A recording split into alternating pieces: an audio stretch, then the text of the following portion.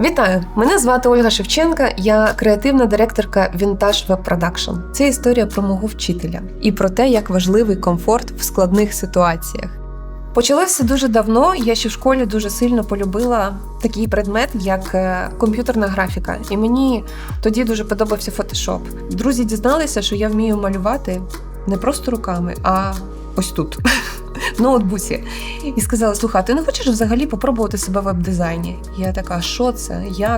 Як воно працює? Куди дивитися? Мені буквально за 30 хвилин пояснили принципи верстки.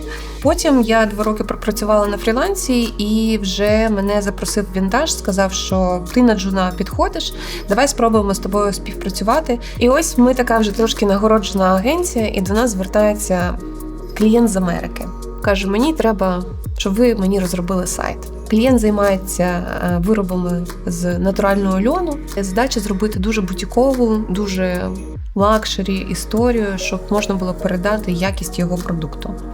Ми йому розробили декілька концептів, щоб він просто подивився, яку якість продукту ми можемо дати. І після цього він каже: слухайте, я все зрозумів, ви відчуваєте, але я хочу, щоб ви подивилися, як виглядає мій бутік, що ми продаємо, хто мої клієнти. Прилітайте до мене в Майамі, і ми тоді з вами вже предметно поговоримо, і прямо тут на місці щось ви мені запропонуєте. Ми прилітаємо в Майамі, ми заходимо в бутік, ми дивимося на ці шикарні сорочки, ми дивимося, які приходять його покупці.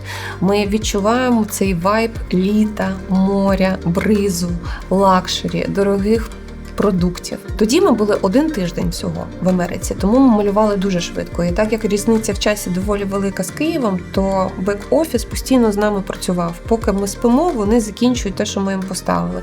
Поки вони сплять, я оформлюю і роблю як дизайнер свою роботу для того, щоб підготуватися до презентації, приїхати в бутік і все презентувати. І так вийшло, що я приїхала сама і почала показувати концепт, який ми створили для клієнта.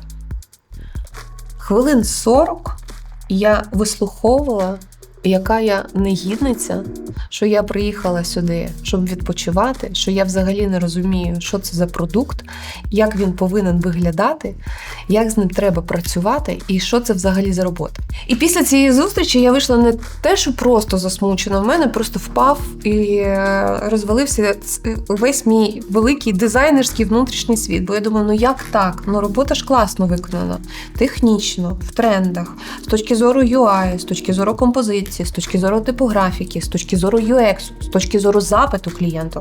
До мене, як до дизайнера, не має бути претензій, але йому воно просто не заходить. Я була дуже зла, я пішла купила собі 2 пляшки вина, сіла на березі океану, я вже трошки охолола до цього стану, і я почала раціонально думати, без емоцій, а для чого ця людина до мене прийшла. Я 100% повинна поважати цю людину, бо ця людина на той момент, вона була доволі відомим мільйонером. І тут я кажу таку фразу: я не знаю, як ми це зробимо, але ми не маємо права просто поїхати. Ми повинні дійти до кінця і все ж таки зробити той продукт, який він затвердить. Я почала думати, а що ж не так? Як це виправити? І тоді, справді, я зловила інсайт, що ми йому продавали трендову, доволі плоску історію. Плоску в тому плані, що вона була дуже мінімалістична. А він за рахунок того, що він дуже багато років займається ляними виробами, він сам крафтар, він знає, як відчувається ця тканина, він знає, як треба робити ці шовчики, як пришивати ці гудзики, як воно повинно відпарюватись, як ти, коли ти вдягаєш цю сорочку, як ти повинен себе там відчувати. І для нього було важливо через картинку отримати ось це відчуття. А як це зробити? Це вже твоя задача як дизайнера. І коли я це побачила, коли я це відчула, ми просто сіли на 2 доби, закрилися з бек-офісом, я в Майамі, вони в Києві, я малюю, вони анімують для того, щоб це передати. Ми починаємо вивчати картини, які подобаються цьому клієнту. Ми починаємо вивчати взагалі його світ, з ким він зустрічається, від кого він в захваті, за якими артистами і майстрами він слідкує, і чому він це робить.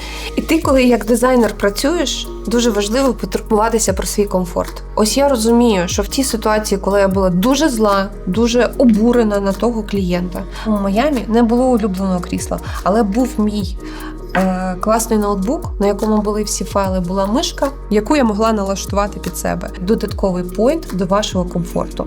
А комфорт дає вам відчуття такої умовно безпеки, що я в своєму просторі, і тоді тільки із безпеки ми можемо робити дуже класні креативні штуки, які будуть визнані у світі. Тоді ми вийшли через 2 доби, виповзли з нашого номеру з презентацією клієнту, на що він сказав: ну нарешті ви мене відчули і почули.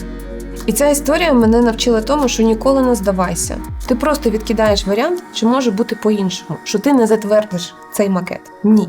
Нехай буде 10 ітерацій, нехай 20, нехай 50, але ти йдеш до кінця, бо тобі важливо. Ми повернулися, до нас приходить нова клієнтка, і ніхто її не розуміє. Ніхто не може намалювати те, що вона хоче. І вона каже: ну ось ви все, остання надія, що ви нарешті зробите той продукт, який я дуже сильно хочу. Кажемо: ой, не повіриш, де ми тільки що були, тому ми точно зробимо той продукт, який тобі потрібен.